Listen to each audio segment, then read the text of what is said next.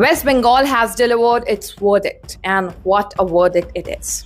Now, by the time I'm recording this, these are the trends we are looking at, and they are decisive.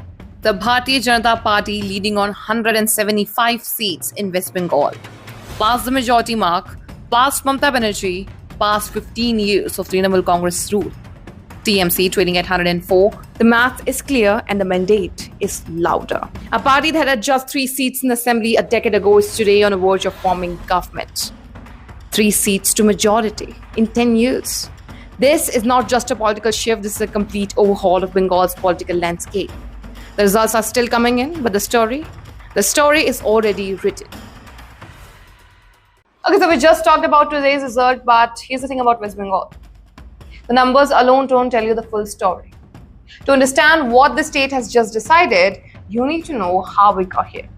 Because West Bengal's political history isn't a slow shift. It's a series of earthquakes. Let's go back to 1977. India has just come out of emergency. Indira Gandhi has been voted out at the center. And in that wave of anti-Congress anger, West Bengal elects a left-front government, led by the Communist Party of India, Marxist. Nobody thinks it will last long. It lasts 34 years.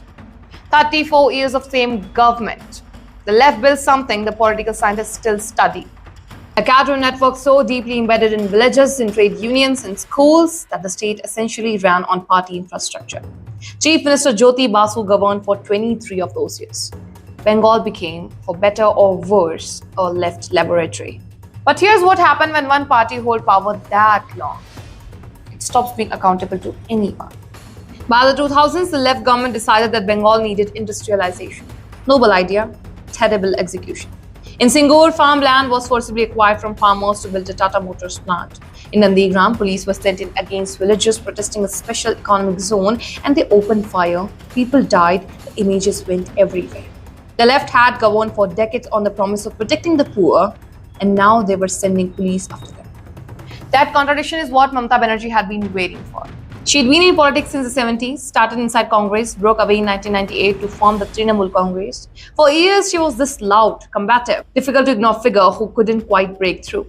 Singur and Nandigram gave her the moment. Her slogan, Ma Mati Manush, Mother Soil People, wasn't just a campaign.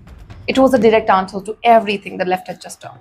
In 2011, 34 years of left rule ended in a single election. Mamata didn't just win, she swept. She won again in 2016, even bigger, and by then, Bengal politics had essentially become a Mamata monologue. The left and Congress were fading fast, and no credible opposition existed. Then came 2021, and a party that had exactly 3 seats in Bengal's assembly in 2016 decided it wanted the whole state. The BJP had been quietly building in Bengal, using the CAA and RC debate as a wedge, especially in districts along the Bangladesh border where questions of citizenship and identity cut deep. In 2019 Lok Sabha elections, they won 18 parliamentary seats in the state. That told them something. So 2021 became their full assault. Top national leadership, massive rallies, defections engineered from within TMC. They went from 3 seats to 77. That is not a rise. That's a transformation. But Mamata still won. 213 seats. Bengal looked at everything the BJP threw at and said, not yet.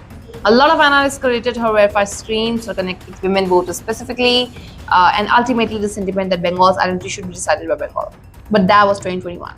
15 years of TMC rule, and with it, 15 years of same allegations. Corruption scandals that never fully went away, a controversy over voter rolls before election where over 60 lakh names were deleted. The opposition called it outdated, the government denied it. The BJP came into 2026 more organized at the ground level than never before. Exit polls couldn't agree. Some said TMC comfortable, others said BJP could actually get there. So when you look at today's result, you see that West Bengal has again defied the predictions. Mamata Banerjee, who has now governed the state for nearly 15 years, gets a 4th term. Bengal looked at BJP's most aggressive campaign ever and said, not yet. Now, whether that's loyalty or just the absence of a convincing alternative, that's a question the state will have to answer for the next 5 years. Keep watching the Central Post.